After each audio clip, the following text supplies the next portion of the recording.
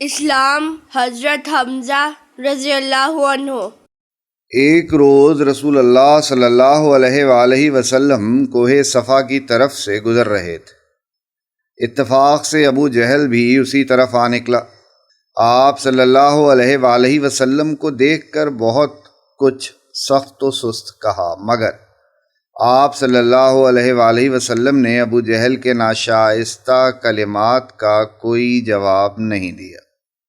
جواب جاہلاں باشد خاموشی، اور تشریف لے گئے۔ عبداللہ بن جدعان کی باندی یہ تمام واقعہ دیکھ رہی تھی۔ اتنے ہی میں حضرت حمزہ شکار سے اپنا تیر کمان لیے ہوئے واپس آئے۔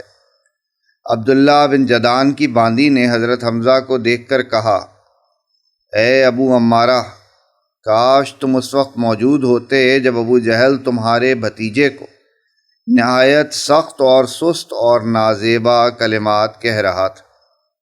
سنتے ہی حضرت حمزہ کی حمیت اور غیرت جوش میں آ گئی۔ وہیں سے ابو جہل کی تلاش میں روانہ ہوئے۔ حرم میں پہنچ کر دیکھا کہ ابو جہل قریش کی ایک جماعت میں بیٹھا ہوا ہے۔ پہنچتے ہی اس کے سر پر اس زور سے کمان ماری کہ سر زخمی ہو گیا، اور کہا، تو محمد کو برا کہتا ہے، میں خود ان کے دین پر ہوں۔ بعض حاضرین مجلس نے چاہا کہ ابو جہل کی حمایت کے لیے کھڑے ہوں، لیکن ابو جہل نے خود ہی سب کو روک دیا اور کہا، آج میں نے ان کے بھتیجے کو بہت سخت سست کہا ہے، حمزہ کو ان کے حال پر چھوڑ دو۔ بعض حاضرین مجلس نے حضرت حمزہ سے مخاطب ہو کر یہ کہا، اے حمزہ، کیا تم صابی یعنی بے دین ہو گئے ہو؟ حضرت حمزہ رضی اللہ عنہ نے فرمایا، مجھ پر رسول اللہ صلی اللہ علیہ وآلہ وسلم کی حقانیت اور صداقت خوب منکشف ہو گئی ہے۔ میں گواہی دیتا ہوں کہ آپ صلی اللہ علیہ وآلہ وسلم اللہ کے رسول ہیں، اور آپ جو فرماتے ہیں وہ سراسر حق ہے۔ میں کبھی اس سے باز نہ آؤں گا، تم سے جو ہو سکتا ہے کر لو۔ حضرت حمزہ رضی اللہ عنہ یہ کہہ کر گھر واپس آئے۔ شیطان نے وسوسہ ڈالا، اے حمزہ، تم تو قریش کے سردار ہو، تم نے اس صحابی کا کیسے اتباع کیا اور اپنے آباء و اجداد کا دین کیوں چھوڑ دیا؟ اس سے تو مر جانا بہتر ہے۔ جس سے حضرت حمزہ رضی اللہ عنہ کچھ تردد اور اشتباہ میں پڑے۔ حضرت حمزہ رضی اللہ عنہ فرماتے ہیں کہ میں نے اللہ جل شانہ سے دعا مانگی کہ اے اللہ، اگر یہ ہدایت ہے تو اس کی تصدیق میرے قلب میں ڈال دے، ورنہ اس سے نکلنے کی کوئی صورت پیدا فرما۔ اور ایک روایت میں یہ ہے کہ تمام شب اسی بے چینی اور اضطراب میں گزری، ایک لمحے کے لیے بھی آنکھ نہ لگی۔ جب کسی طرح یہ اضطراب اور بے چینی رفع نہ ہوئی تو حرم میں حاضر ہوا اور نہایت تضرع اور زاری سے دعا مانگی، اے اللہ، میرا سینہ حق کے لیے کھول دے اور اس شک اور تردد کو دور فرما۔ دعا ابھی ختم نہ کرنے پایا تھا کہ یخلق تمام خیالات باطلہ میرے قلب سے صاف ہو گئے اور دل اذان اور ایقان سے لبریز ہو گیا۔ صبح ہوتے ہی حضرت صلی اللہ علیہ وآلہ وسلم کی خدمت بابرکت میں حاضر ہوا اور تمام واقعہ عرض کیا۔ آپ صلی اللہ علیہ وآلہ وسلم نے میرے استقامت اور اسلام پر قائم اور ثابت رہنے کی دعا فرمائی۔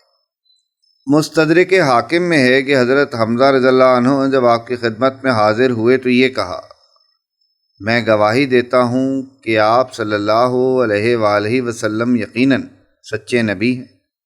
تصدیق کرنے والے اور پہچاننے والے کی سی گواہی دیتا ہوں۔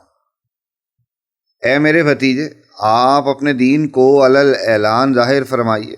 خدا کی قسم، مجھ کو دنیا اور ما فیہا بھی ملے تب بھی آپ کا دین چھوڑ کر آبائی دین اختیار نہ کروں گا۔ اور یہ اشعار پڑھے۔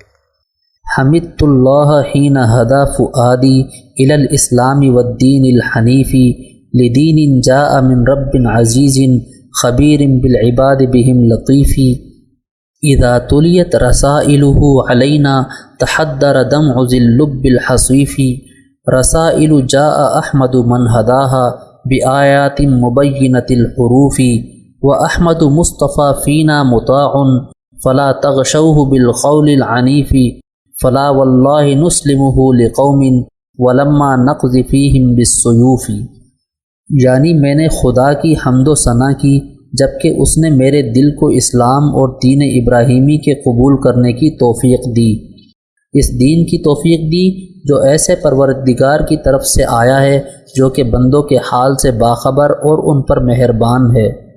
جب اس کے پیام ہم پر پڑھے جاتے ہیں تو کامل العقل انسان کے آنسو بہنے لگتے ہیں۔ وہ خدا کے پیام جن کو احمد مجتبیٰ لوگوں کی ہدایت کے لیے لے کر آئے جو صاف صاف اور واضح آیتیں ہیں، اور احمد مجتبیٰ خدا کے برگزیدہ ہم میں واجب الاطاعت ہیں، جو حق وہ لے کر آئے ہیں اس کو درست کلامی سے نہ چھپاؤ۔ خدا کی قسم جب تک ہم تلوار سے فیصلہ نہ کر لیں اس وقت تک محمد کو ہرگز لوگوں کے حوالے نہ کریں گے۔ حضرت حمزہ رضی اللہ عنہ کے اسلام لانے سے قریش یہ سمجھ گئے کہ آپ صلی اللہ علیہ وآلہ وسلم کو ایذا اور تکلیف دینا کوئی آسان نہیں۔ ابن جوزی فرماتے ہیں کہ حضرت حمزہ رضی اللہ عنہ سن 6 نبوی میں اسلام لائے، اور یہ مشہور قول ہے۔ حافظ ابن حجر رحمۃ اللہ علیہ اصابہ میں فرماتے ہیں کہ حضرت حمزہ رضی اللہ عنہ سن 2 نبوی میں اسلام لائے۔